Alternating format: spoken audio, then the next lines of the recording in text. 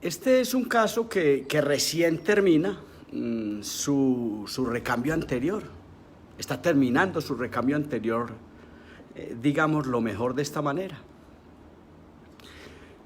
Ese recambio anterior muy seguramente es el encargado, además de otros agentes, del desarrollo transversal de las arcadas dentales. Aquí es latente que hay una estrechez transversal, no es difícil suponerlo. Si es que no nos acogemos al simple término apiñamiento, que el término apiñamiento es muy común en nuestras comunidades, pero a veces, aunque en esencia dice estrechez transversal, yo veo que el nuevo estudiante a veces entiende el apiñamiento como un simple apiñamiento que hay que resolver, no como lo que es. Un apiñamiento no es más que una estrechez transversal, es decir, una disparidad esquelética entre este hueso alveolar y este hueso basal versus el tamaño de los dientes. Es una alarma de que de repente no nos está dando el espacio para alojar mesiodistalmente todos estos dientes y por ende, lástima que se fracturaron estos modelos, pero usted deberá suponer que este dientecito está tapando en mayor medida y este obviamente, aquí hay un overbite del 60 o del 70% si entendemos esta fractura de los modelos, porque aquí ya se hicieron unos aparatos, que es lo que vamos a discutir en un momento, pero veamos plano a plano. En lo que respecta al plano transversal, hablemos de la anchura de esta arcada dental y veamos de repente una distancia intermolar, no perfecta, pero sí con 32 milímetros, y veamos un paciente casi macrodónsico con una estrechez transversal y por ende una distancia intercanina, es decir, una distancia de este punto a una distancia comprometida transversalmente. Y si hacemos este dibujo, que es interesante hacerlo, que se llama el corredor de fosas, este corredor de fosas, si hacemos este dibujo, de repente descubrimos que este corredor de fosas está puntiagudo, está gótico, está estrecho, no está romano, no está armónico. Y seguramente si seguimos mirando el modelo inferior, detectamos que definitivamente aquí hay un problema transversal, una falta de anchura.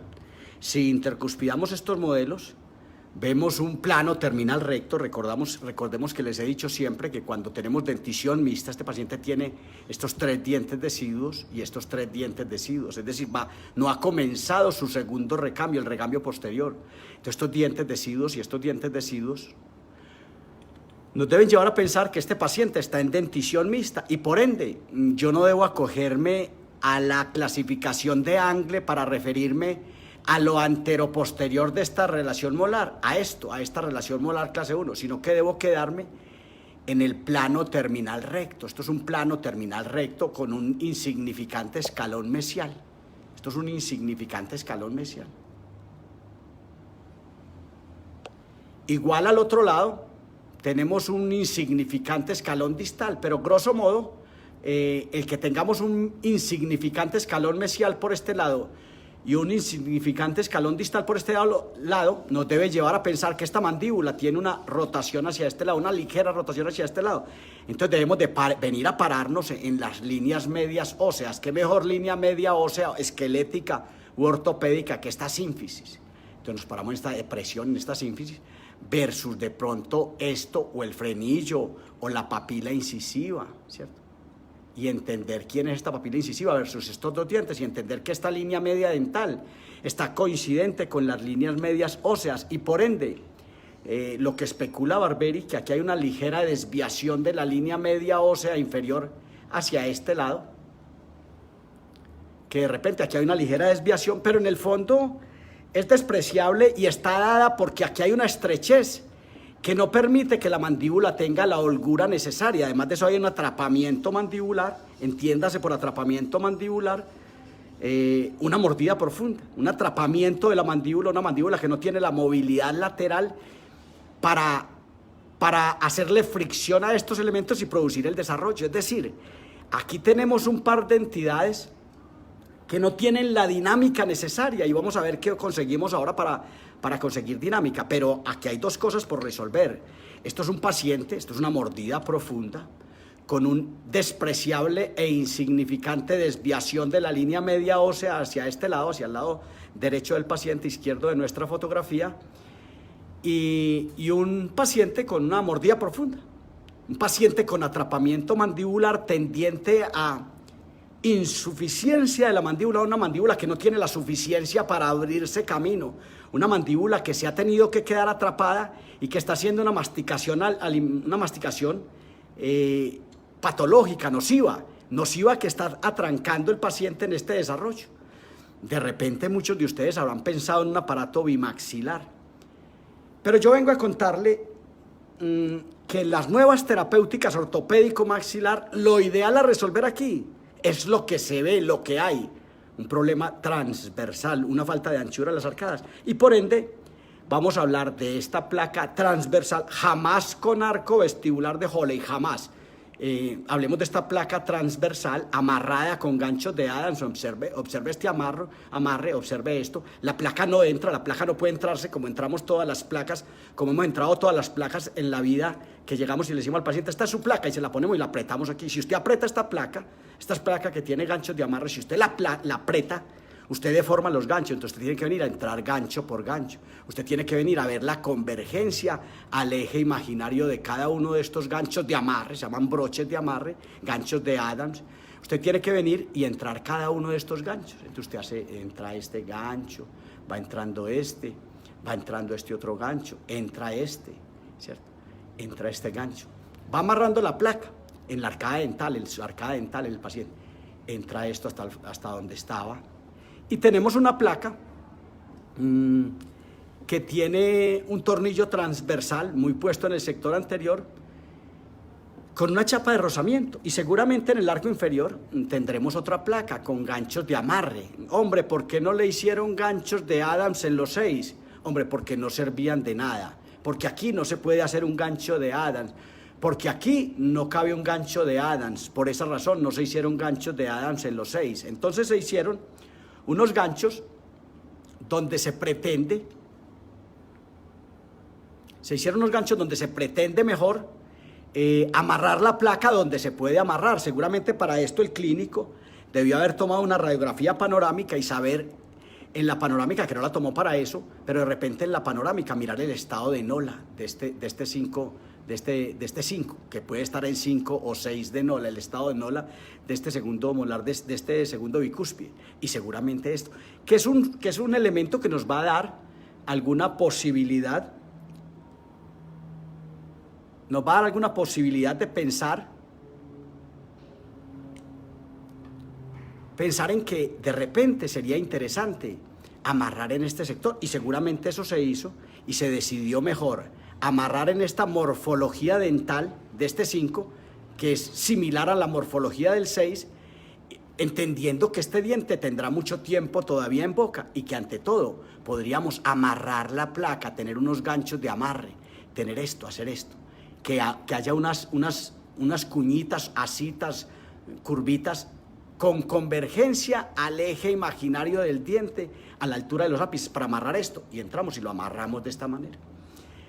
Y seguramente tenemos dos placas con tornillo transversal, dos placas listas para ensanchar las arcadas dentales, que si las maneja el clínico con protocolos lentos, si las comienza a activar cada 15 o 20 días, si el papá y la mamá no tienen por qué saber qué es esto, y el clínico cada 15 días les mete una llavecita acá, una palanquita, y la gira 90 grados, de allá hasta acá, 90 grados, el cuarto de la circunferencia, tendrá un cuarto de milímetro en ese tornillo, que se repartirán en un octavo de milímetro a este cuadrante y un octavo de milímetro a este cuadrante, es decir, una fuerza insignificante, no para hacer reabsorción a posición, sino para fortalecer el desarrollo del hueso alveolar, para producir desarrollo alveolar. Entonces, si tenemos esto y hacemos estos protocolos lentos, no como lo hemos hecho toda la vida, que estos tornillos se activan 2 o 3 veces por semana, qué horror, de repente tenemos un par de placas transversales con las que vamos a conseguir ensanchar las arcadas dentales. De repente, si esta distancia intermolar estuviera muy amplia, sería bueno hacerle un escotecito acá. Si tenemos 34 milímetros de este punto a este, sería bueno hacerle un escote y no aumentar la distancia intermolar. Aunque en este caso es posible que sea necesario aumentarla porque usted, por aquí, en la medida en que aumente, esta mandíbula viaja, camina anteroposteriormente en este corredor de fosas, dependiendo la tendencia genética de rotación que ella tenga, dependiendo de esta tendencia, ella viaja hacia adelante o viaja hacia atrás. Entonces, de repente, depende de eso, usted decidirá si hace un desgaste o no lo hace un desgaste. Si tiene más de 34 milímetros, de repente hágalo. Entonces tenemos un par de placas transversales, nada más. Esto no es ningún invento, no es ninguna cosa rara. A veces la gente dice que este señor está inventando cosas raras. Esto es de Martin Schwarz, 1930.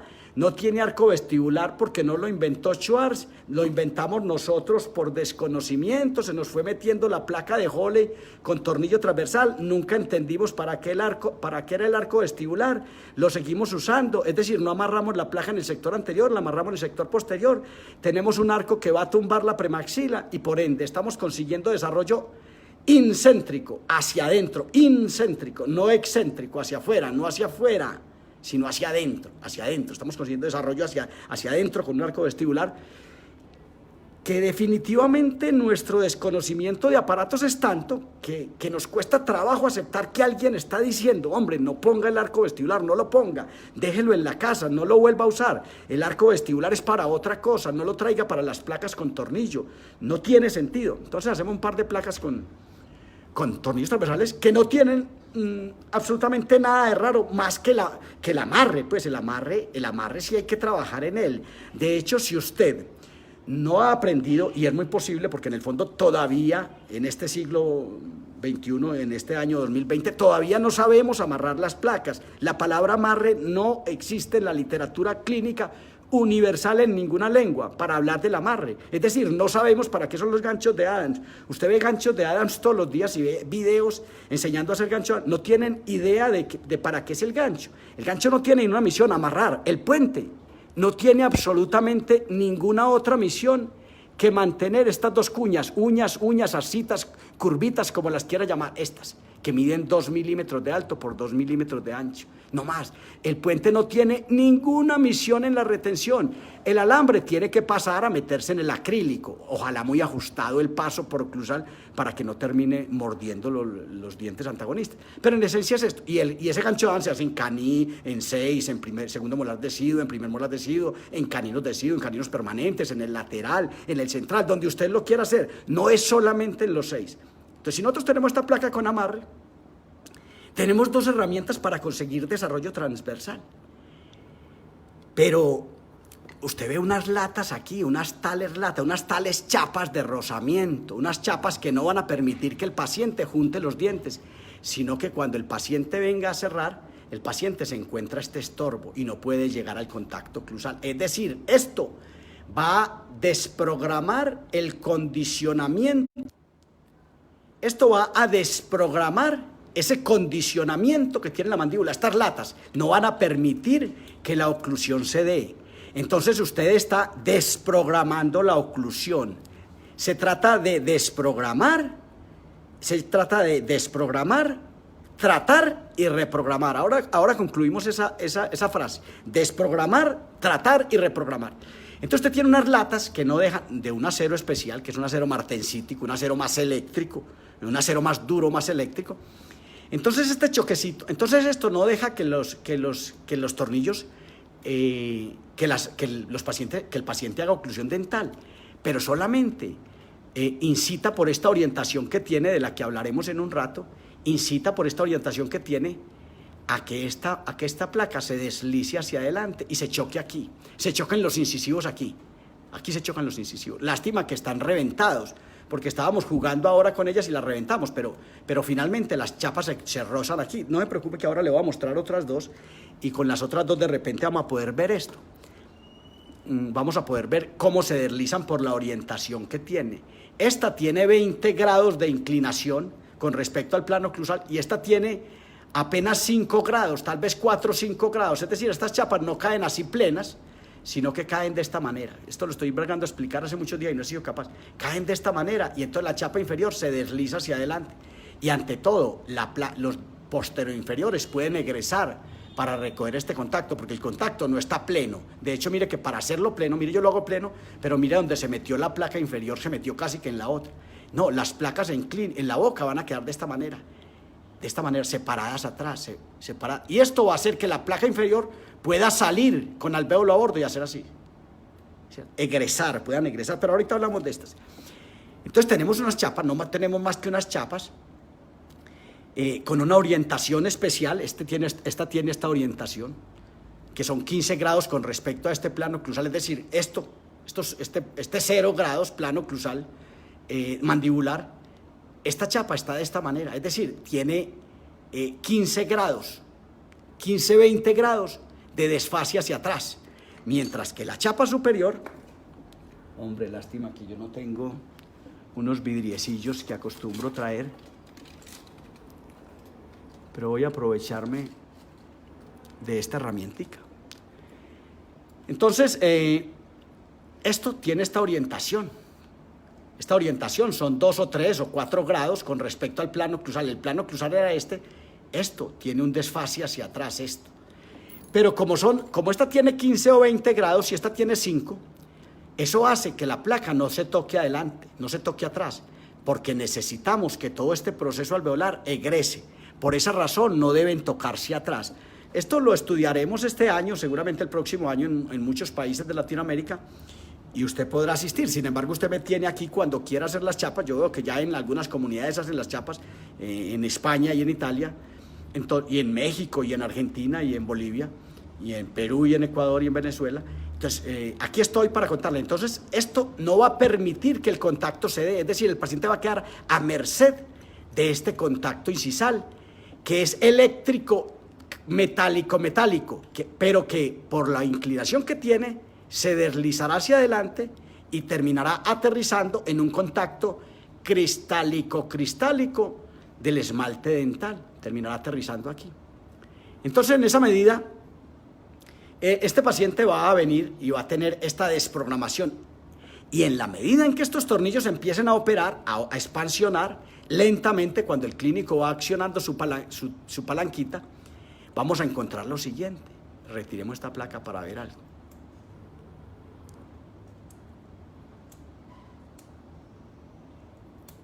Esta placa hay que quitarla gancho por gancho. Esta placa no se quita y se entrega, no se quita con la lengua y se le entrega al doctor.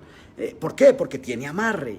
Entonces, si quitamos esto, vamos a entender que esta placa aquí detrás tiene unos muelles compactos. Observe esto, unos muelles que tienen de profundidad. Mírale la profundidad de este alambre 24. De repente la profundidad no llega a medio milímetro. El hondo de estos dos brazos, el hondo de este muelle compacto no llega a 1 milímetro y están debajo de estas chapas. Es decir, estos muelles compactos elásticos, en nicromo templado, níquel y cromo, el alambre tradicional que usan los técnicos, van a hacer que estos dientes se vayan hacia vestibular. Eso va a hacer esto. Que haya un estímulo al tiempo que el tornillo transversal va a ir consiguiendo desarrollo. Que haya un estímulo hacia adelante. Y que esto vaya creciendo no solo en sentido transversal, sino hacia adelante, excéntrico, en abanico, excéntrico, hacia adelante, no incéntrico como lo hace la placa de Hole. Y atento con esto, que aquí está la clave, aunque insisto, nosotros no entendemos mucho de biomecánica de la ortopedia maxilar o biofísica aplicada, como debe llamarse. Entonces, quitemos esta otra placa para que veamos los muelles de esta placa.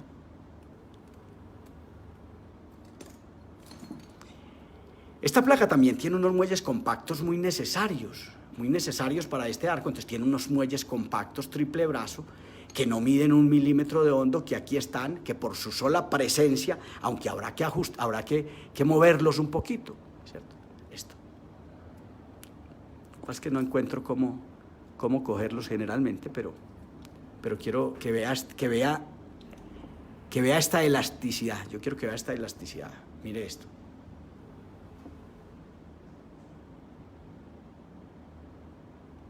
Es que son muy minúsculos, pues, cuando están bien hechos. Yo quiero que vea mejor esto, ya aquí lo cogí con la uña. Yo quiero que usted vea esta elasticidad. y que vea este brazo que es el que estoy activando y de repente vea la elasticidad del otro brazo. Mira la elasticidad del otro brazo aquí. Y allá está la elasticidad del tercer brazo. Se llama muelle compacto triple brazo.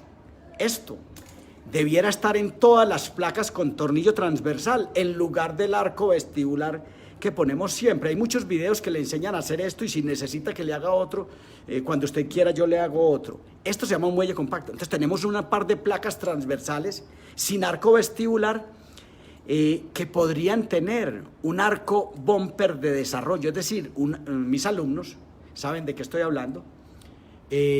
Un arco bumper de desarrollo, un arco separado calibre 36 que venga por acá, que dé la vuelta acá y quede soldado acá, un arco separado para fomentar, para promover, para motivar este orbicular de los labios, una matriz funcional que es la que colapsa, la matriz funcional que está colapsando, que no hemos entendido todavía, una matriz funcional con la que hay que pelear, hay que jugar con ejercicios y hay que enseñarle a ganar una motricidad, a soltar el tono mediante 1000 elementos, entre ellos los métodos terapéuticos y también los ejercicios miofuncionales para conseguir ese desarrollo. Pero entonces aquí tenemos esto. Pero aquí hay dos casitos de una hermanita de esta señorita que seguramente tendrá algo parecido o más agravado.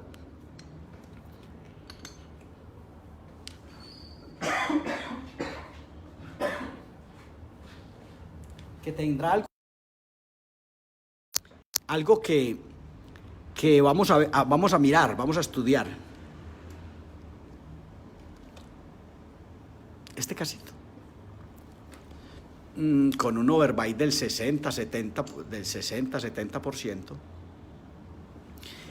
Un paciente clase 1, caminando hacia una relación molar clase 1, pero que tiene una estrechez transversal, llámele usted macrodoncia si quiere, un tamaño de unos dientes que no tiene la posibilidad de alojarse en la tabla alveolar que tenemos. Y por ende, más que un tornillo transversal, se requiere una placa horizontal. Horizontal es la conjugación de lo traverso o transversal o ancho versus lo anteroposterior o posteroanterior o sagital, es decir, es la conjugación de lo largo y lo ancho, que se conjuga en el horizonte sideral. Es decir, usted ya tiene esto y tiene una placa horizontal, distinto a la placa transversal. Ambos vocablos, ambas placas, toman el nombre del plano anatómico en el que hacen su función, de sus pretensiones clínicas.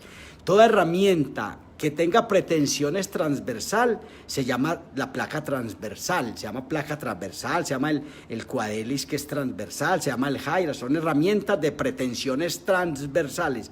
Esto es sagital, de la raíz latina sagita. No, esto no es sagital, esto es la conjugación de lo sagital y lo transversal, esto se llama horizontal. Esto es una placa horizontal en el arco superior y una placa horizontal en el arco inferior. Veamos esto.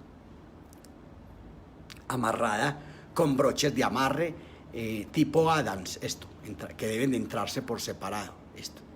Entonces tenemos una placa horizontal, también con unos muelles compactos por debajo y con unas chapas de rozamiento. Unas chapas que si usted las mira desde atrás, usted va a ver que las chapas no pueden contactar atrás. Veámoslo, metámoslo aquí.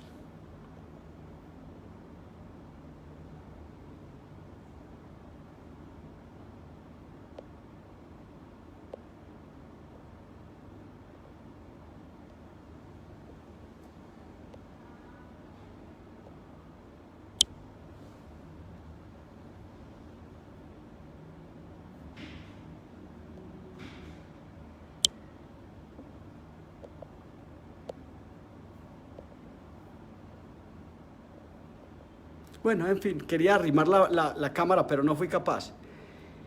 Entonces, usted tiene un par de chapas de rozamiento que no contactan atrás. Esto es lo que le quería mostrar, por eso quería arrimar la cámara, pero no hace falta. Yo creo que usted puede ver que las chapas tocan adelante, pero que horizontalmente están perfectas en este sentido para desprogramar la oclusión. Las chapas tienen la misión de desprogramar tiene una inclinación, repito, de 15 grados con respecto al plano oclusal, tiene 15 grados la inferior y tiene 4 o 5 grados la superior, veámosla aquí.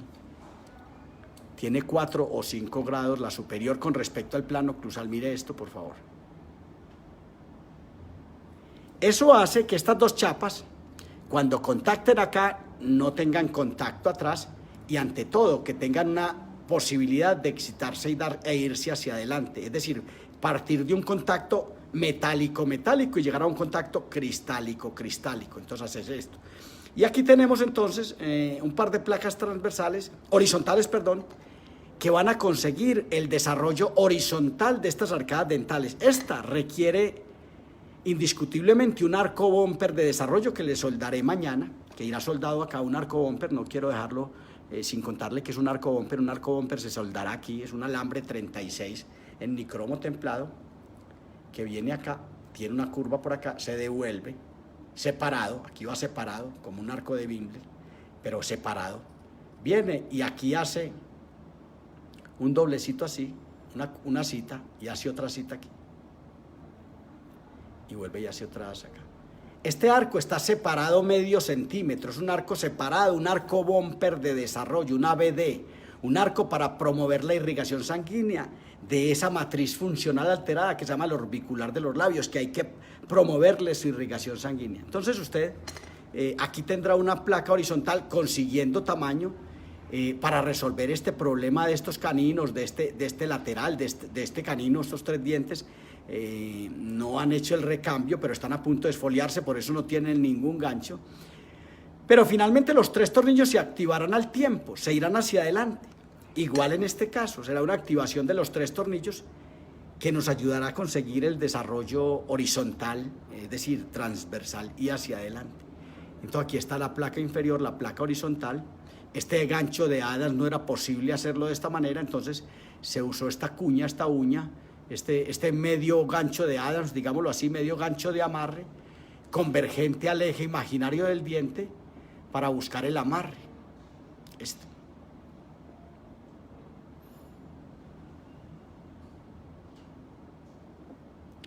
Entonces le presento la placa horizontal, le faltan los arcos bumper de desarrollo que debe tener, que se soldarán mañana. Esto es básicamente lo que quiero mostrarle hoy.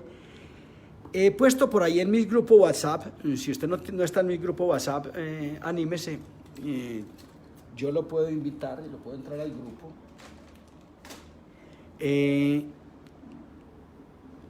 He puesto en mi grupo WhatsApp unas chapas de rozamiento, unas chapas que tengo en Colombia, que tengo en México, que tengo en Argentina, que tengo en España, para que usted adquiera, porque finalmente son unas chapas hechas en acero martensítico. Para entender este concepto, y esto para mis alumnos, los que conocen de este tema, también hemos puesto en ese paquete que vale $690, también hemos puesto 30 platinas incisivas de estas para producir una excitación eléctrica.